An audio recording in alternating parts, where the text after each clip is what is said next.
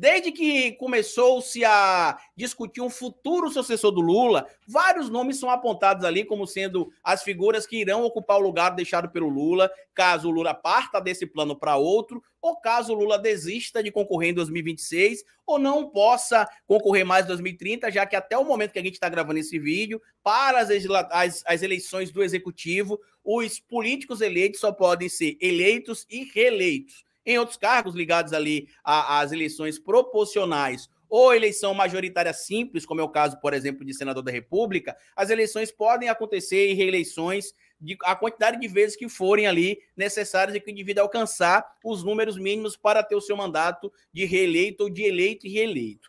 No caso do Lula especificamente, ele, como sendo uma figura muito popular dentro do campo da esquerda, sendo uma figura carismática, que se conecta com pessoas das mais simples até as mais ricas, fica muito difícil você encontrar realmente alguém que preencha todas as características que o Lula tem. O PT e o próprio Lula têm tentado embalar ali o nome do Haddad, mas o Haddad não tem esse carisma que o Lula tem, então seria muito difícil ele acabar atuando como sucessor do Lula, até porque parte da esquerda acha que o Haddad é liberal ou considera ele sendo alguém de uma esquerda mais liberal. As ações também que ele toma com certa frequência o afasta de uma esquerda dita um pouco mais radicalizada, mas a gente sabe que ele é um nome que tem força dentro da própria esquerda e dentro do Partido dos Trabalhadores. Outro nome que eu trouxe aqui com uma certa frequência, que trago, é o nome do Guilherme Boulos, que eu acredito também que em algum momento será o sucessor do Lula, naturalmente. Mas tem uma figura que talvez hoje seja aquela que esteja pronta para que, se o Lula falar fulano, boca de forno,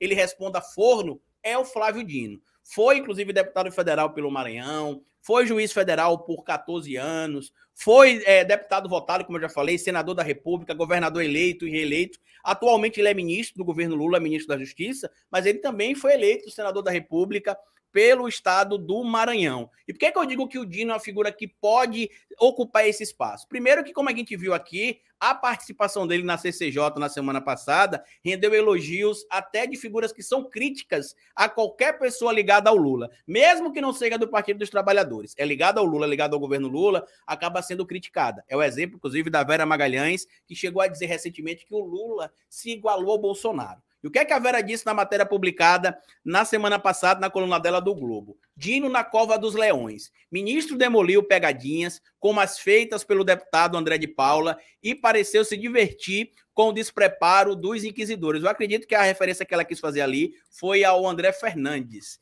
E aqui, na matéria publicada pelo Estado de Minas, pelo Vinícius Prates, ele fez um resumo do que está naquela matéria lá, da Vera Magalhães, e separou alguns trechos do que a Vera trouxe aqui também na matéria lá. Olha o que a Vera teria dito na matéria. A jornalista Vera Magalhães disse que o ministro da Justiça, Flávio Dino, soube demolir as pegadinhas das perguntas direcionadas a ele durante a audiência da Comissão de Constituição e Justiça, a CCJ, da Câmara dos Deputados, na terça-feira, dia 28 de março.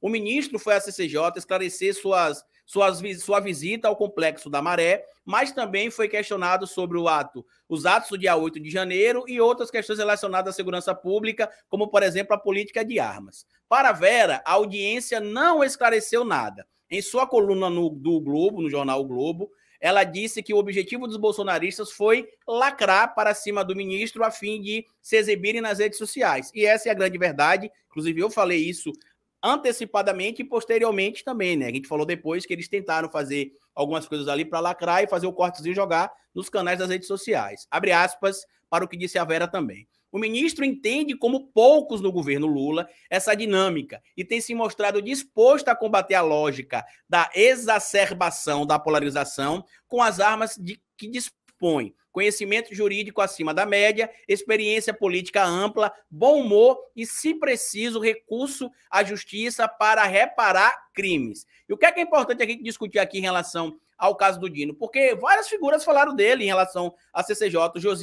O Josias, por exemplo, também é um indivíduo que não é um apaixonado pela esquerda, em específico pela esquerda petista, né, ou figuras ligadas ao governo Lula, disse que o ministro Dino enquadrou bolsonaristas com conhecimento técnico e senso de humor, e a gente precisa lembrar que isso gerou, inclusive, sequelas no próprio bolsonarismo, tanto que na coluna do Estadão aqui, na Mariana Carneiro, a oposição ao governo Lula diz que vai se reorganizar para confrontar ministros na Câmara. A estratégia envolve tentar limitar a participação de novatos em oitivas com as autoridades. E por que eles chegaram a essa conclusão? Porque na última participação que se teve na CCJ com o ministro Flávio Dino, eles foram literalmente destroçados. Carlos Jordi, o próprio André Fernandes e outras tantas figuras, a Rosângela Moro e outras figuras que tentaram produzir cortezinho para viralizar nas redes sociais, foram ali, a palavra correta é essa mesmo, destruídos, só que com a classe suprema do Flávio Dino, que utilizou o seu conhecimento como professor de direito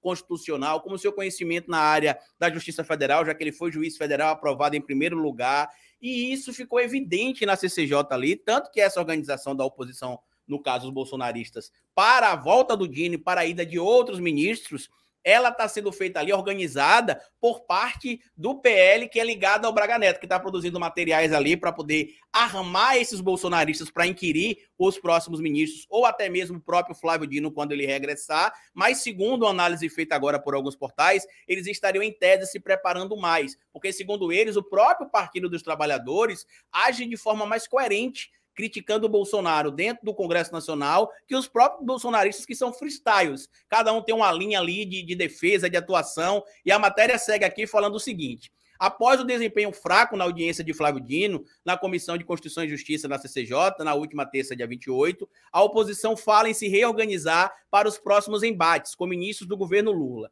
Dino foi chamado para mais uma audiência, além de Rui Costa e Fernando Haddad. A avaliação é que parlamentares menos experientes, muitos deles forjados nas redes sociais, precisam se preparar melhor para confrontar autoridades, além de organizar a ordem de quem vai falar primeiro, para não abrir o confronto com os novatos. Deputados esperam contar com os dados e informações reunidas pela equipe do Walter Braga Neto, do PL, e a inspiração é a atuação do PT. Olha só, a inspiração da oposição bolsonarista para poder agir de forma coerente, tentando fazer um embate contra ministros técnicos, é copiar o que o PT faz.